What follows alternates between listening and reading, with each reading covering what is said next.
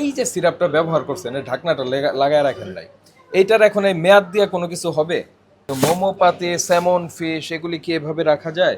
যেটার ব্যবস্থা আছে সেটাও করছেন না আপনি, তাহলে কিভাবে হবে? এটা ওই যে আপনার কফির জন্য আসবে, হ্যাঁ? তাই হ্যান্ড ওয়াশ আর কফির এই পানি এগুলি সব সহ অবস্থান হয়ে যাচ্ছে না? স্যার এটা হচ্ছে মোমোপাতি। মোমোপাতি, তো মোমোপাতি, স্যামন ফিশ এগুলি কি এভাবে রাখা যায়? একটু বলেন আমাকে, এটা কি রাখা যায়? আপনি এটার জন্য ওই যে ওই ধরনের প্লাস্টিকের কন্টেনার ঢাকনাযুক্ত, এগুলি তো কোনোটারই ঢাকনা নাই, আবার ঢাকনা দিতে কি ভাই কষ্ট লাগে? না স্যার। এই যে আপনার গেস্টরা এখানে বসে যে খাওয়া দাওয়া করবে, তো খাওয়া দাওয়া করার পরে যে বাসায় যে অসুস্থ হয়ে যাবে, অসুস্থ হওয়ার পরে সে তো বুঝবেও না যে এত ভালো জায়গায় এত দাম দিয়ে খেলাম, অসুস্থ হলাম কিভাবে, এই কারণে অসুস্থ হবে। বুঝতে পেরেছেন? জি। এগুলি আলাদা ঢাকনাযুক্ত প্লাস্টিক কন্টেনারে সংরক্ষণ করতে হবে। মাছ, মাংস, সবজি এগুলির মিক্সিং হবে না।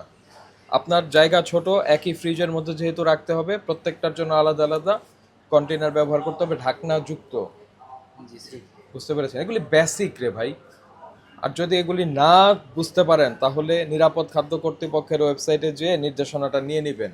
হোটেল রেস্তোরাঁর জন্য নির্দেশনা কি, গভর্নমেন্ট চেষ্টা করছে, তো আপনারা তো সেই সুযোগ নিচ্ছেন না। নিজের ইচ্ছা মতো চললে ফাইন হবে, আর সেই ফাইন দিয়ে ব্যবসা করতে পারবেন না। এই যে খুব সুন্দরভাবে আপনার নামটা আমাদের খাতায় চলে আসছে না, এরপরে যে আসবে আগে এসে আপনারটা চেক করবে জি স্যার।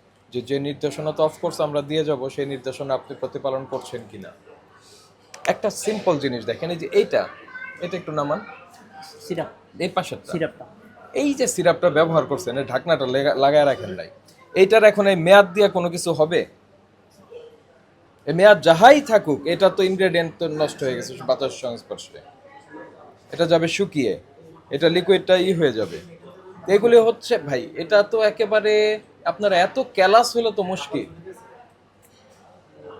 কাজ শেষ করেছেন সুন্দরভাবে, এটা লাগিয়ে এয়ার টাইট করে লাগিয়ে তারপরে রাখবেন। যেটার ব্যবস্থা আছে সেটাও করছেন না আপনি, তাহলে কিভাবে হবে?